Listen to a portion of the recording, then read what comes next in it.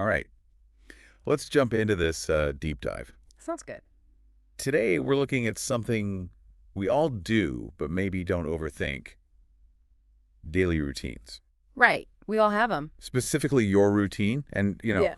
we've got these two English learning podcasts. One's on YouTube called English Podcasts for Learning English. Okay. The other's a transcript, and it's called My Day in English. Got it. So we're diving in to see what we can learn about structuring a fulfilling, productive day. Yeah, and I'm seeing some interesting overlaps already, like how they both start their mornings. Yeah. Yeah, they ease into the day with some movement. Oh, I noticed that too. It's like they're not Right. jumping right into things. They're kind Just intention there, like stretching, breathing exercises, of. even just taking a minute to like be mindful before getting out of bed. Yeah, yeah. It's about priming your body and mind for the day. I love that word, priming. Mm-hmm. It's so much more than just like waking up.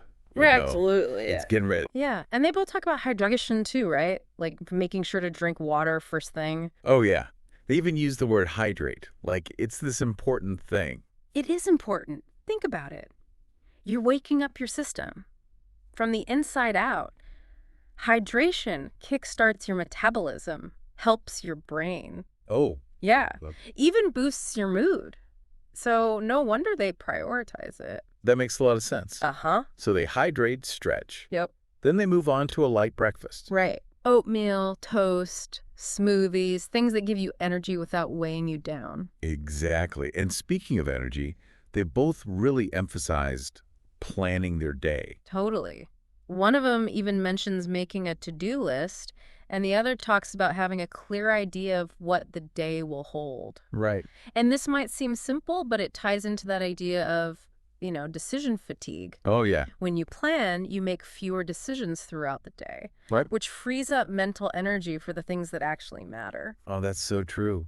I get so drained when I have to constantly decide things. So planning is like a shield. It is like Yeah. a preemptive strike against decision fatigue. Yeah. And it creates a sense of purpose too. For sure. You're Yeah. not just reacting to things, you're shaping your day Yeah. proactively. I like that.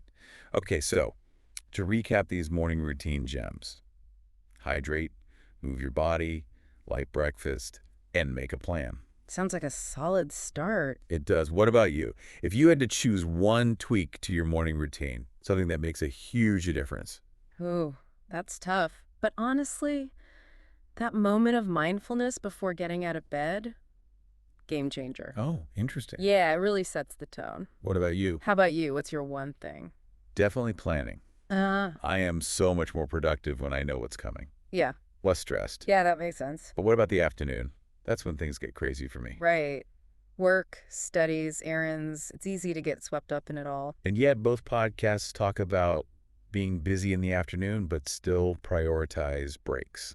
That's so important. It is like Yeah. hitting pause, even for a few minutes, just to regroup and Right. recharge. Yeah. Recharge. They Yeah. mentioned stretching, grabbing a snack, taking a walk, like really simple things. And it's especially important if you're working from home or studying. Oh, tell me about it. So easy to just keep going and going. But those breaks, Yeah. they actually make you more productive in the long run. It seems counterintuitive, right? Like we should just power through. You'd think so, but Yeah. taking those little breaks actually helps us recharge and get more done. So interesting. I mean, speaking of recharging, both podcasts talk about lunch as a key part of their afternoon routine. Right.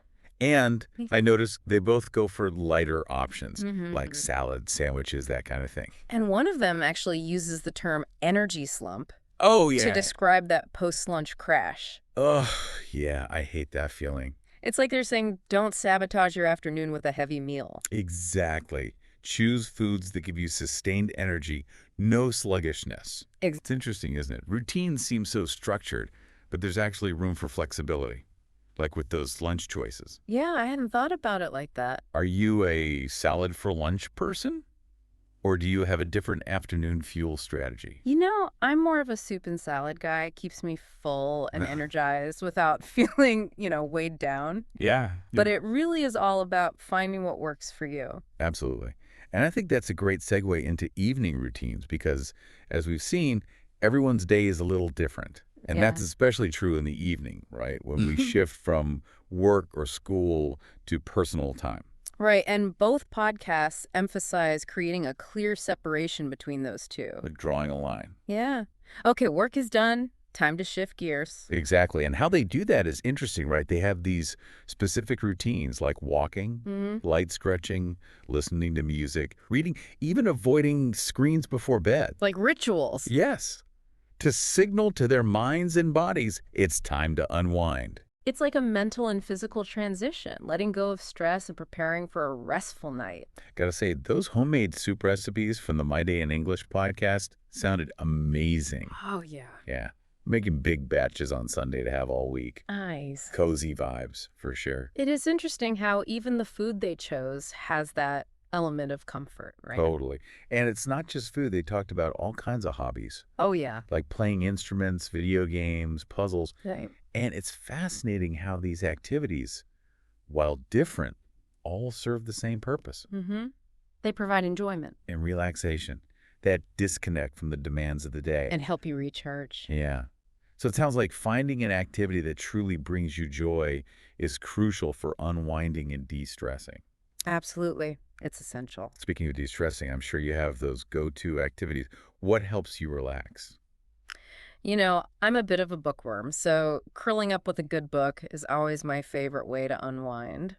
What about you? How do you decompress after a long day? You know, I'm a big fan of taking walks. Oh. Yeah. It's like a moving meditation for me. Helps clear my head, I get it. process the day. Yeah. But I'm curious, we've talked a lot about the what of these routines. You know, what people do. Right. What about the why? Why are these seemingly simple things so powerful? Well, I think what's interesting here is that routines tap into something really fundamental about how our brains work. Okay. They crave structure, predictability. When we establish these routines, we're essentially like reducing the number of decisions we have to make. Oh, so it goes back to that idea of decision fatigue again. Exactly. Every decision, no matter how small, it depletes our mental energy, and we're constantly bombarded with choices. Yeah. So it's no wonder we feel overwhelmed. Right. Routines streamline our day Uh-huh. by like automating certain actions and behaviors. Like putting your brain on autopilot for those everyday tasks. Exactly. So you can save energy for the stuff that really matters. That's the idea. And this is especially important in the morning, right? When our willpower is supposedly at its highest. Right, exactly. That's why those morning routines are so crucial, Yeah, they set the tone for the whole day. right? If you start with intention, purpose, Mm-hmm. you're more likely to carry that momentum. Absolutely. It creates a positive feedback loop, you know? Uh, You're starting your day with these positive choices. Right, right. And both our sources really demonstrate this, right? Like they're not just talking about it, they're living it. Yeah, they walk the walk. But there's another layer to this whole routine thing. Oh, yeah. It's not just about, being efficient. Mm-hmm. It's something deeper. I think you're hitting on something really important. Routines, when done right, Yeah. they can foster a sense of control Okay. and self-efficacy. I love those words. Yeah. Control and self-efficacy. What do they actually mean, though, in the context of daily routines? So control is that feeling of being in charge of your day, Mm-hmm. shaping your life, not just reacting. Okay. And self-efficacy is the belief in your ability to succeed. So when you stick to a routine, even a small one, Yeah. you're proving to yourself that you can follow through. Exactly. It's about building that inner confidence, Oh, I like that. self-trust, which spills over into other areas of life. Like a ripple effect. You start with a small win, like the morning routine, Mm-hmm. and it builds momentum for bigger goals. Love that analogy. But, there's one aspect of routines that often gets overlooked. Oh, is there? Yeah, and that's the importance of those breaks. Oh, right. We touched on this earlier. We did. But both podcasts were really adamant about scheduling them throughout the day. And for good reason. Breaks aren't just about resting your body. It's Yeah, about yeah. resting your mind. Okay. We live in a world that's constantly demanding our attention, It's true. and our brains need those moments to unplug. So it's not just about physical fatigue, but mental fatigue too. Exactly. Our brains are powerful, but they're not designed to operate at full capacity constantly. They need those pauses Yeah. to process information, consolidate memories, and spark creativity. It's like hitting the reset button.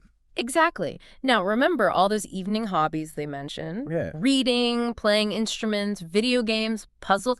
Those aren't just leisure activities. They're actually engaging different parts of their brains. And that's good, right? It is. Variety keeps your mind sharp, promotes what we call cognitive flexibility.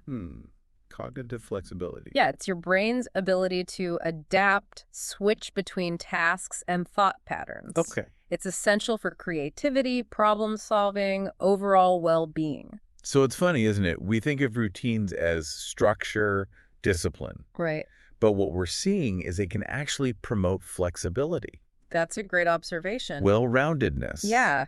It's about finding that sweet spot, balance between structure and flexibility, work and rest, mental stimulation and relaxation. It's about creating a day that nourishes everything. Exactly. Mind, body, soul. But, there's always a counter argument. Oh, Some okay. people might say, what about spontaneity? Don't routines stifle creativity, freedom? That's a really important question. It is. And I think it's a valid concern, but the key is to view routines as a framework. Not a prison. Exactly. You can have non-negotiable elements like your morning workout or bedtime, Okay. but you also leave room for spontaneity. Maybe you try a new coffee shop on your way to work or have an impromptu dinner with friends. So it's not about being rigid. No. It's about having a structure that supports your goals, your values. And allows for those moments of joy and spontaneity. Yeah, that makes sense. And that brings us to a really important question. What's that? How do we translate all of this into action? Like, how do we actually build a routine that works for us? That's the million-dollar question. It is. And it's one we'll be diving into when we come back. Okay, so we've talked about the what and the why of these routines. Right. But now, how do we actually do it?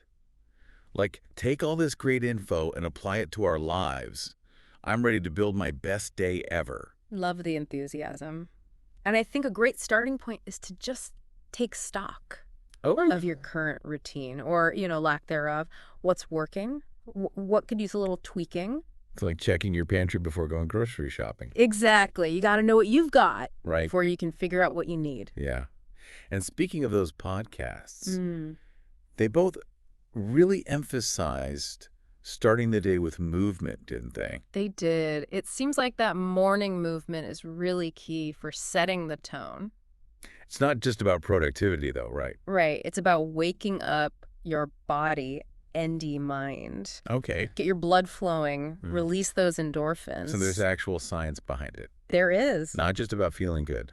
It's about literally changing your brain chemistry. Wow. They both mentioned stretching, specifically. Yep. Even a few minutes of simple stretches can make a huge difference. I'm definitely guilty of skipping that part.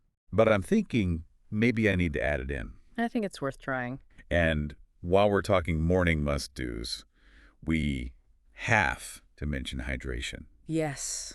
Drink that water, everyone. It's so simple, but so easy to forget. It is. But remember what we said about waking up your system from the inside out? Right. Hydration is key why for that. Okay, so we've got movement, hydration, and then there's that other big takeaway, What's that? planning. They were all about planning their days. Oh, yeah. Whether it was a to-do list, checking their schedule, just having a mental outline, that preparation seemed crucial. It's like having a roadmap for your day, right? Exactly. Helps you stay focused, avoid getting sidetracked. And less decision fatigue. Exactly. When you have a plan, Yeah. you're making fewer decisions throughout the day, which frees up that mental energy for what matters. I love that. Okay, so we've covered morning stuff, and now those all-important breaks. Both podcasts emphasize taking breaks throughout the day, even if they're short. Breaks are non-negotiable. Right, like mini vacations for your brain. Exactly. So how do we make those breaks more effective? Yeah, what should we be doing during them? Both podcasts had some good examples. Stretching, going for a walk, listening to music, grabbing a healthy snack, anything that helps you disconnect from work and recharge. So not just scrolling through social media. Right. Be intentional with your break time. It's not about quantity, Mm. it's about quality. Even 5 minutes can be incredibly restorative. Okay, got it.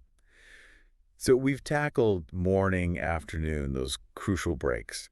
Now, what about evening routines? We saw in those podcasts that the evening is all about winding down. Right. Transitioning from work or school mode to relaxation and self care. Exactly. And they had very specific routines for making that transition. Mm. Walking, stretching, music, reading, even avoiding screens before bed. Like they're consciously creating separation Yeah. between work time and personal time. Which is so key. It's about setting those boundaries, honoring those different aspects of your life. I couldn't agree more. It makes you realize that routines aren't just about getting stuff done. Yeah. They're about taking care of yourself, too. And speaking of self-care, can't forget about one of the most important parts of any evening routine, Mm. sleep. Ah, yes. The cornerstone of a healthy and productive life. And both podcasts were so adamant about this. They were having a consistent bedtime, Mm. aiming for a full night's rest. Like it was a sacred ritual. It kind of is when you think about it. Sleep isn't just something we do because we're tired. Right. It's essential, taking care of ourselves. And yet, it's often the first thing to go when we're stressed. So true. But these podcasts are reminding us that sleep is an investment It is. in our well-being. Physical, mental, emotional. Well said. Okay, so we've got this blueprint for a healthy, productive daily routine. Yeah, it's a good starting point. But life happens, right? Things come up, plans change, we fall off track.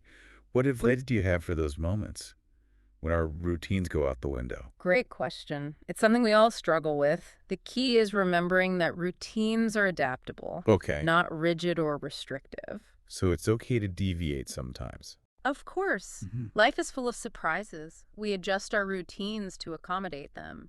The important thing is to not get discouraged. Yeah. If you miss a day or two, just get back on track when you can. Progress over perfection. Exactly. And remember, creating a fulfilling, productive routine is ongoing. Yeah. It's about experimenting, fine-tuning, finding what truly works for you. I love that. This has been such an insightful deep dive. I feel like I have a whole new understanding of the power of routines, and I'm excited to put some of this into practice. That's what we like to hear. And to our listener out there, go create your best day yet. Absolutely. And if you discover any genius routine hacks, Yeah. be sure to share them with us. We're always eager to learn from our listeners. Awesome. Until next time, keep exploring, keep learning, and keep diving deep. See you then.